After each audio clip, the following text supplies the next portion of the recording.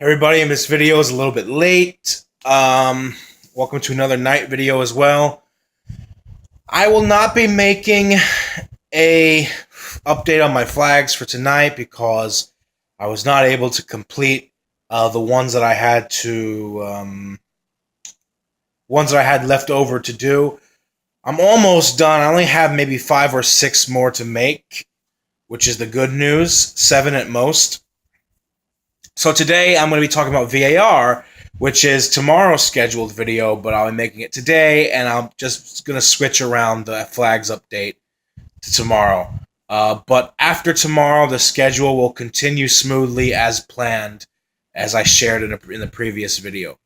So, video assistant refereeing, a lot of controversy.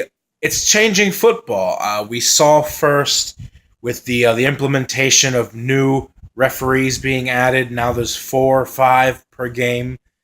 Then we had goal line technology. Now we have video assistant refereeing. In this video, I want to talk about the positives and the negatives of video assistant refereeing. Positives, it gives a separate film crew of referees somewhere in some studio able to reanalyze plays and decisions that the referees on the field make that they might have missed. And this is absolutely crucial as far as allowing and disallowing goals that were or were not legitimate, as well as awarding fouls and other, decision making that the referees on the field make when they're alone. So, I think in that regard, it's absolutely wonderful. One of the drawbacks of video assistant refereeing, though, is it sort of takes away the celebratory feel of celebrating a goal, because now a lot of players will be hesitant to go to the rest of their team and celebrate finding the back of the net because they have to wait for the video assistant refereeing to confirm their goal as legitimate. And that, takes away from the whole atmosphere of, the crowd inside the stadium watching. They can't, react right away to when their team scores. It's always an air of drama because it's like a heart-stopping moment where you have to wait for the referee to confirm it, and that might be a second or a couple of minutes later. So it does take away from the initial reaction that people have when a goal is scored. And going back to what I just said about taking a couple of minutes to decide, one of the drawbacks is it can take a long time. And it takes a long time. It eats away minutes in the game. And it's just not good because it disrupts the flow of the game itself. So, a few things I want to say about that. I think video assistant refereeing is going to get better along the way. I do think with time it'll be improved. They need to come up with ways to make it more efficient to where it doesn't take up so much time to reanalyze a foul or a play or a challenge or a goal, because it's going to take away from the game. And soccer is not like other sports where the time stops when a player goes down or if the referee is reevaluating something. They just keep ticking up, and then they add stoppage time at the end. Here's a solution I think would help. If there is a call that is to be made and it's a controversial call and the referee has to reanalyze something and it does take more than 10-15 seconds to decide and to deliberate on, implement the stopping time in soccer. I know that would be revolutionary. It's never been done before. Every other sport does it. But in order to avoid time being wasted as the clock ticks up to the 45th minute, to the 90th minute and onward, simply get rid of stoppage time added on at the end and just stop the clock during the game and then reset it once the decision has been made. I just think that's the best way, the best possible solution, because if you just keep continuing time, it's going to get rid of the incentive for players to get the game start it up again. They're going to time waste in order to get a result that they want. And it's just going to be a whole big mess. Who wants to see games where 6-7 minutes are added on at the end? I know that's exciting, but it's added on at the end because so much time wasting went on during the original 90 minutes.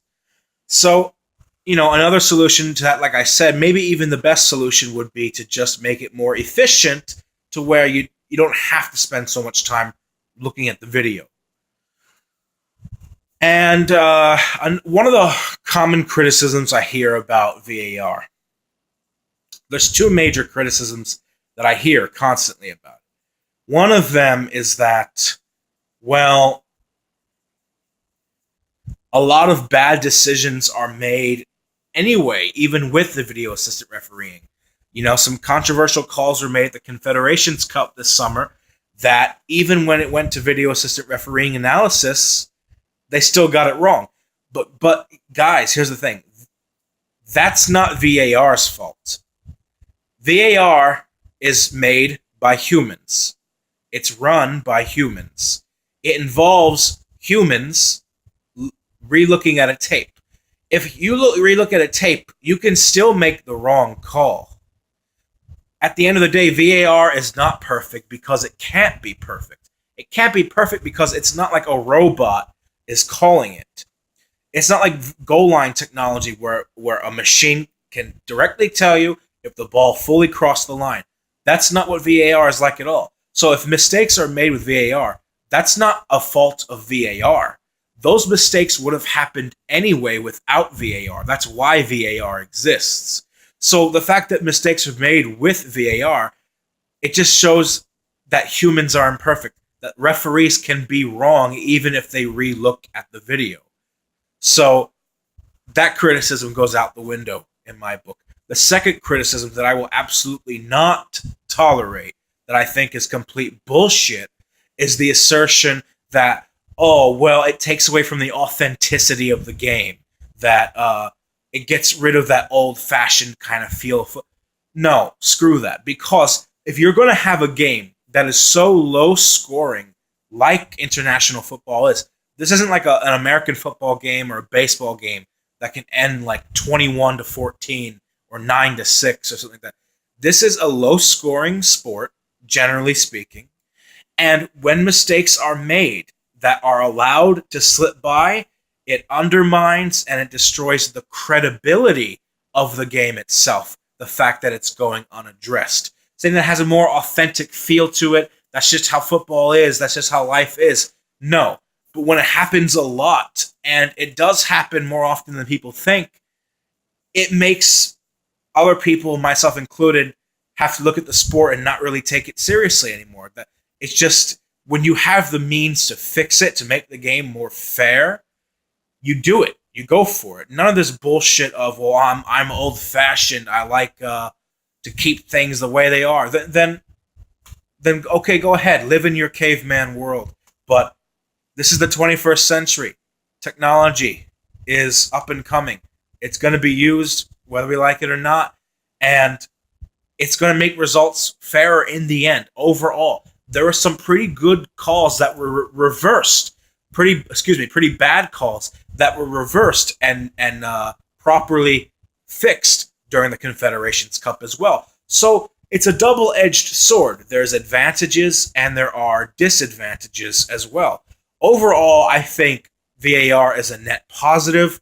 I think we should keep it. I think over time, as FIFA starts using it and other confederations start using it in their tournaments, it's going to become more efficient because they're going to have to address the underlying issues of it. So, I still think it's in the test phases. It's still early on. All these so-called football analysts on ESPN who say that it has to go, they don't know what they're talking about. They're ignorant. I hate to talk shit about them, but that's just the way they are. They get paid to talk about nothing. So anyway, I think it needs to be kept. I think it needs to be improved upon. It's not perfect, but that's because the people who made it are not perfect. But overall, it's going to make the game more fair in the long run, and I think we should keep it.